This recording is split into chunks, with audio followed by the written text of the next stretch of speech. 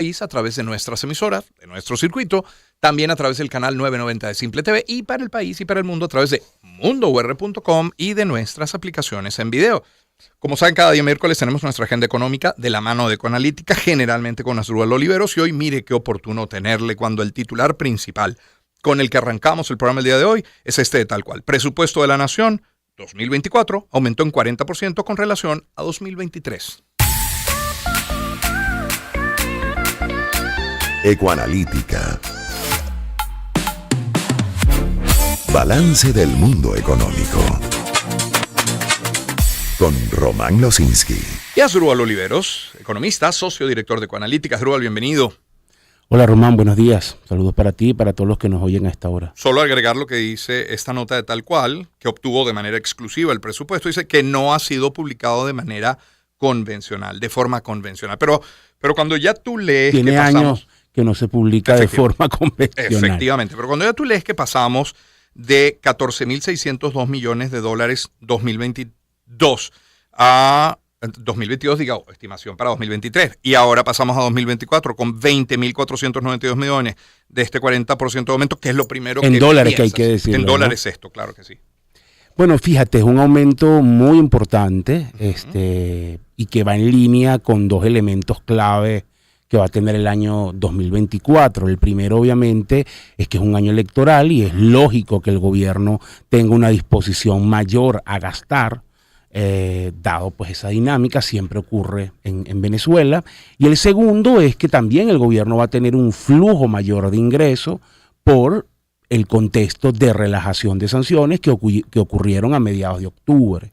Y eso representa un aumento considerable en el flujo de ingresos que es superior al 50%. De hecho, nuestra previsión de incremento de gasto es ligeramente superior a la del presupuesto. Estamos estimando un incremento de 45%. Fíjate que está más o menos alineado y que tiene que ver pues con estos dos elementos que son muy relevantes en un contexto donde el gobierno pues aspira a gastar más de lo que ha gastado en años precedentes. Ahora, alguien podría preguntarse, partiendo de esto que dices, dice ya va.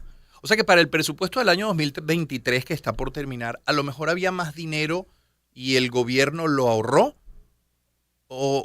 Es decir, ¿había más plata y se la ahorró el gobierno o es que no había disponibilidad de más y ahora confluyen ambas cosas? La necesidad de un gasto superior y ese mayor flujo de dinero producto del alivio de las sanciones. No, obviamente este año el gobierno estaba más limitado, efectivamente, porque el flujo de ingresos se estaba afectado por el tema sanciones, por la propia naturaleza de la industria petrolera y porque la recaudación interna, si bien ha aumentado, sigue siendo insuficiente. Recuérdate que ese efecto de cambio en las sanciones, Román, el primer elemento a destacar es que se elimina el descuento con el cual Venezuela vende su petróleo. Eso es un efecto muy poderoso, porque nosotros estábamos teniendo un descuento que fluctuaba entre el 30 y el 40%, era muy significativo. Entonces, aún sin incrementar la producción petrolera, hay un aumento importante en el flujo de ingresos solamente porque desaparece el descuento. Luego, es estimable que en este contexto hay un ligero aumento de producción petrolera, dado que esa relajación de sanciones hace más activa la actividad de las empresas socias de PDVSA como Chevron, Eni, Repsol. Obviamente va a ser un aumento de producción muy limitado que no implica grandes erogaciones de capital, que es principalmente petróleo que está disponible de manera rápida, pero va a haber algo. Entonces la suma de los dos efectos hace que tengas un poco más de flujo y por lo tanto mayor disposición a gastar de la que tuviste, como tú lo señalas, en 2023. Ahora, cuando uno lee la nota completa, Asdrúbal, de tal cual, incluso desglosan el presupuesto y a grandes rasgos podría mencionar que solo hay 3 carteras que tienen un porcentaje de 2 cifras. En primer lugar está el Ministerio de Economía, Finanzas y Comercio Exterior con 40% de este presupuesto. Luego el Ministerio de Interior, Justicia y Paz con 11,28%. Y el Ministerio de Educación, que no educación universitaria, que está aparte, educación, 10,25%. De ahí para abajo, entonces, por ejemplo, energía eléctrica, 3,98%, relaciones exteriores, salud, con 3,46%, defensa con 3,33%, transporte con 2,38%, educación universitaria con 2,60% y en el 10º lugar, que no es el último, 2,38% para el trabajo. ¿Eso qué te dice que haya tanto del presupuesto para el Ministerio de Economía, Finanzas y Comercio Eso Exterior? no es tan descabellado, Román, porque ahí obviamente, recuérdate que el Ministerio de Economía y Finanzas concentra todo lo que es tesorería y todo lo que es el flujo de pagos del gobierno. Entonces ahí va a salir una cartera o un grupo importante de pagos que tienen que ver con bonificaciones, con bonos. Vienen principalmente el Ministerio de Economía y por lo tanto es lógico que tenga ese Incluso monto la inyección tan que alto. se hace a la banca sale de allí. No necesariamente, No porque eso necesariamente. no entra en el presupuesto. Eso es una buena pregunta porque eso tiene que ver con temas de flujo externo, Ya, son divisas ya, y no ya. es gasto como Sí, tal, no es más un mecanismo de política Entiendo. cambiar en este caso. Pero sí entra todo lo que son los pagos de bonificaciones, de pensiones y por lo tanto por eso es que el monto es representativo. Bueno, luego de estos 10 primeros puestos, que son los que he mencionado hasta ahora, encontramos, por ejemplo, para agua se va a destinar 1,71%, sigue industrias y producción nacional con 0,90%, ecosocialismo 0,85%, Tribunal Supremo de Justicia 0,75%. Por debajo de aguas, de industria y producción nacional, de ecosocialismo y del Tribunal Supremo de Justicia viene alimentación con 0,57%, vivienda y hábitat 0,26%, y así, bueno, desarrollo minero 0,23%, que recibe más que petróleo, que está en 0,21%. Bueno, porque PDVSA tiene su propia gestión Sí, de los sí, recursos, sí, ¿no? y bueno, luego agricultura urbana, y luego ya viene una larga lista de vicepresidencias.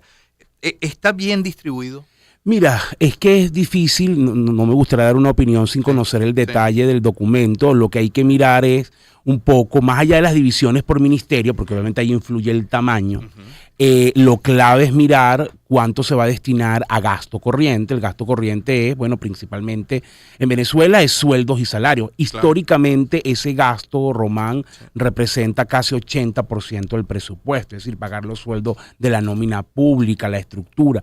Luego está un gasto clave, que es lo que llamaríamos gasto de capital, que es efectivamente todo lo que probablemente sean inversiones, infraestructura. Hay que mirar si eso está contemplado para el próximo año. Ha sido bajo en los años precedentes. Y el otro elemento importante es ver cuánto de este presupuesto va a financiarse, o sea, si se está contemplando endeudamiento, bajo qué vía se va a hacer. Venezuela tiene limitaciones importantes para financiar al Estado, es decir, no tiene capacidad de emitir afuera por toda la dinámica del impago de la deuda, de bueno, la baja credibilidad, la baja reputación que tiene el país en ese sentido, y internamente pues también tiene limitaciones por las propias complicaciones que tiene la banca. Entonces, el tema del financiamiento es importante porque eso te va a decir un poco los resultados en términos de inflación, es decir, cuánto puede ser el llamado hueco fiscal, cuánto se va a monetizar de eso, y eso pues tiene impacto en términos inflacionarios. Lo también relevante que sí miré en la nota tal cual es que creo que como ocurre, ha sido algo sistemático, el gobierno está subestimando los ingresos, y eso es una práctica histórica, porque en Venezuela la normativa fiscal es una normativa que no contempla un control estricto sobre los excedentes. Ha sido así desde antes y ahora con nuestras debilidades institucionales, pues obviamente es peor. Eso significa que el Poder Ejecutivo tiene amplia poder para manejar a discreción los excedentes. Entonces, ¿cuál es la práctica que tiene mucha lógica? Desde hace mucho tiempo, yo subestimo los ingresos para generar una masa importante de ingresos extraordinarios que no está sujeto a las rigideces del presupuesto y la puedo manejar a mi entera discreción, lo cual es muy poderoso en un año electoral. Pero ha sido efectivo en el pasado reciente. Bueno, yo creo que los resultados están a la vista, no ha sido efectivo, además que se presta a opacidad, a falta de rendición de cuentas y no queda claro un poco la distribución de esos recursos. Aquí debería, y eso es una debilidad institucional que tiene Venezuela, aquí tiene que establecerse, como existe en otros países, algún tipo de normativa que establezca el uso y fondos de los recursos extrapresupuestarios. Porque en un país como Venezuela, mientras Venezuela siga dependiendo de commodities como el petróleo, eso es muy frecuente. Sí. Sí. Es Asdrúbal Oliveros que nos acompaña en nuestra agenda de cada semana. Esta es la última del año porque llegaremos hasta el día 15 en nuestra transmisión, hasta aquellos primeros días del mes de enero cuando estaremos regresando. Mencionaste la palabra financiamiento, la palabra crédito ha sido, Asdrúbal, todo el año. Se suele hablar de crédito en esta temporada, sobre todo en el pasado, cuando la gente percibía un buen dinerito extra. Bueno, podría a lo mejor o comprar incluso cash de contado un vehículo o la primera con cuota las de un buen utilidades. apartamento. Claro, con las utilidades, por supuesto. Pero el crédito ha sido a lo largo del año, puede ser una aspiración, una exigencia para otros, una ilusión. Lo han procurado particulares y diferentes sectores. En las últimas semanas de noviembre, vimos cómo algunos usuarios de algunos de los principales bancos recibieron un aumento en los límites de su tarjeta. Marginal en algunos casos, muy importante en otros, pero ¿qué tan lejos estamos, Asdrúbal, de que una medida como esta sea profundizada? De que tengamos una más robusta tarjeta, un más robusto plástico, pero sobre todo, además, un crédito formal a través de la banca para microempresarios, industrias, emprendedores, en fin, ¿qué tan lejos está eso? Fíjate, Román, es bien interesante lo que planteas, es una necesidad el crédito y quiero arrancar por ahí. El crédito es un vehículo importantísimo que permite financiamiento a la inversión, al consumo, le permite a las empresas poder ir más rápido en sus planes, le permite a las personas naturales poder obviamente financiar algunos artículos que, bueno, ameritan una erogación importante. Tú lo has mencionado, un vehículo, una casa, un electrodoméstico, atender una emergencia. Si tú tienes acceso a crédito y tienes una emergencia médica, probablemente mientras te responde el seguro, el crédito te puede ayudar. Si tienes un vehículo y tienes una emergencia en términos de accidente o fallo, un acceso a crédito te puede ayudar. Entonces el crédito es muy necesario. En Venezuela prácticamente desde el año 2017 entramos en un proceso de caída significativa del crédito y hoy es muy pequeño. Es erróneo decir que no existe, porque sí hay crédito, solo que para el tamaño de nuestra economía y para las necesidades de nuestra economía, el crédito bancario es insuficiente. Eso, por supuesto, ha creado que surgieran, uno, como tú lo has dicho, actores privados, ahí hay de todo, desde fondos importantes que están financiando el sector privado, hasta prestamistas que, yo creo que si Tomás de Aquino viviera, bueno, le saldría todo maldiciones por la usura, ¿no? Por el nivel de la tasa de interés que es despiadada y sin embargo hay personas que se endeudan a ese nivel. O sea, hay un mercado allí. Y lo hacen porque no tienen otro. Exactamente, alternativo de crédito. Pero fíjate, nuestra cartera de crédito que ha subido, hay que reconocerlo, el esfuerzo de los bancos, ha subido. Está cercana a los 1.300 millones de dólares, en términos de dólares. Eso respecto al PIB, que es importante medirlo porque es como llevarlo al tamaño de la economía, Román, es más o menos equivalente, siendo generoso, a 1.5 puntos del PIB.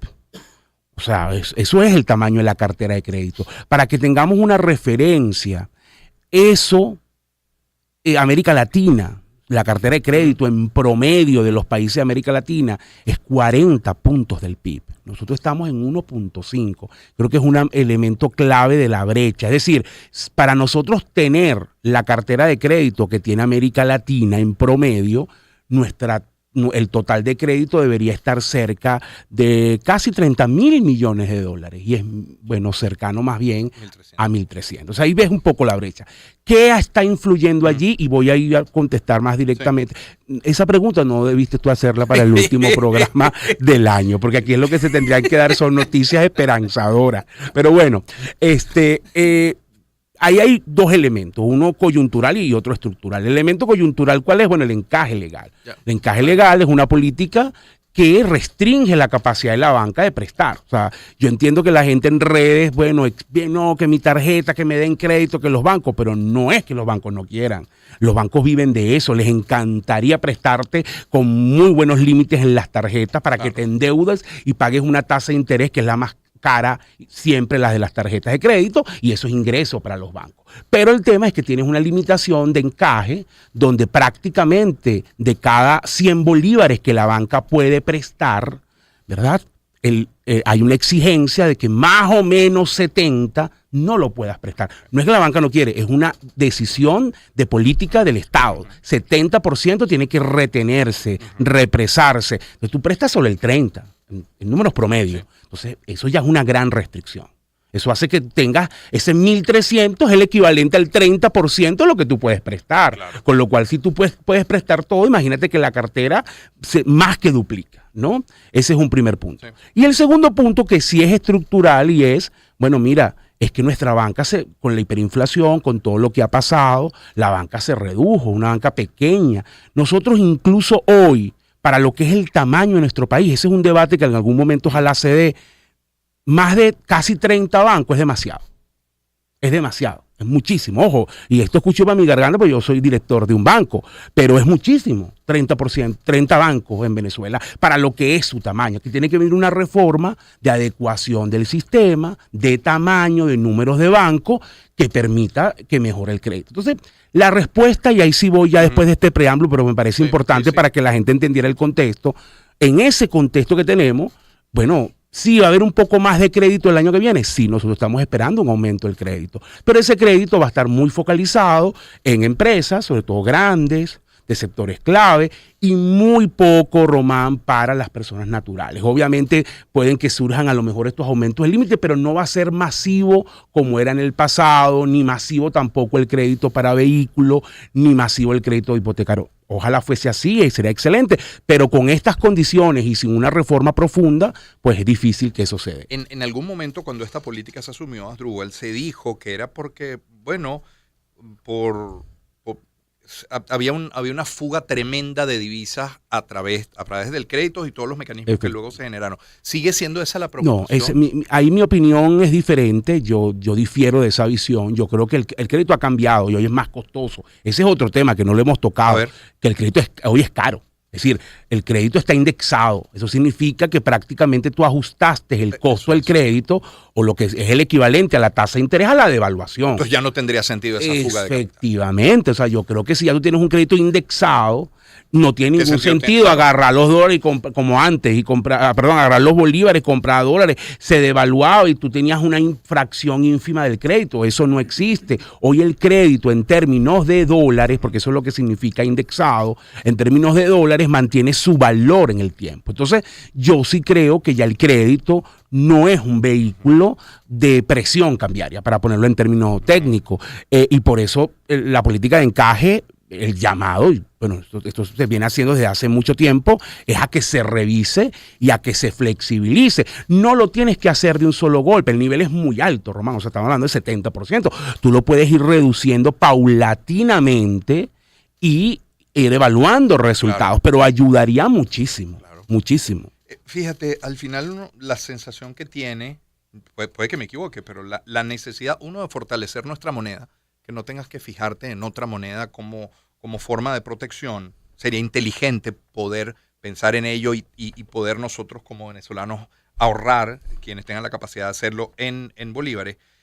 Pero al hablar de crédito personal y al hablar del fortalecimiento de la moneda, al final lo que tenemos también necesariamente que hablar de salarios, ¿no? Efectivamente, y de confianza, porque es un tema que tiene que ver con confianza. Después que los países que pasan por ciclos hiperinflacionarios son sociedades, hablando en términos, digamos, médicos, son sociedades traumadas, ¿no?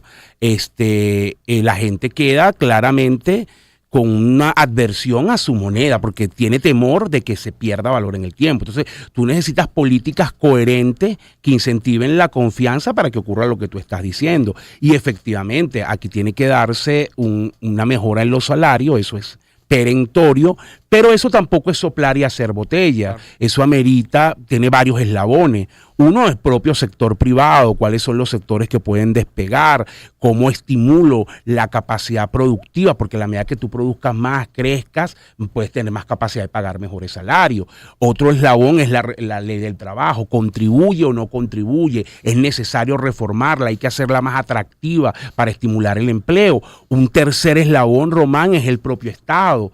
¿Cuál es el tamaño del Estado? Porque es verdad que los trabajadores públicos necesitan salarios decentes, eso nadie lo discute, pero también es cuánto puede pagar el Estado a la cantidad de trabajadores que tienes hoy. Es ese el número ideal que el Estado venezolano necesita, el número de ministerios es el ideal, esa es una reforma del Estado que también tiene que plantearse. Entonces, nada más mencionar esas tres cositas que no son poca cosa, que tú tienes estimular, por ejemplo, el emprendimiento es un cuarto elemento, porque aquí hay mucha gente que está trabajando por su cuenta, cómo reducen los incentivos a la informalidad, eso también es otro factor. Entonces, fíjate que tiene dimensión multifactorial para mejorar los salarios y no es simplemente decir, no, bueno, es que hay que ganar 500 y yo lo anoto en un Excel y vas a ganar 500. Bueno, ojalá fuera así de sencillo y yo creo que no había problemas en el mundo, es más complicado. Te veo en el ánimo de cerrar con una noticia en positivo, yo también lo estoy.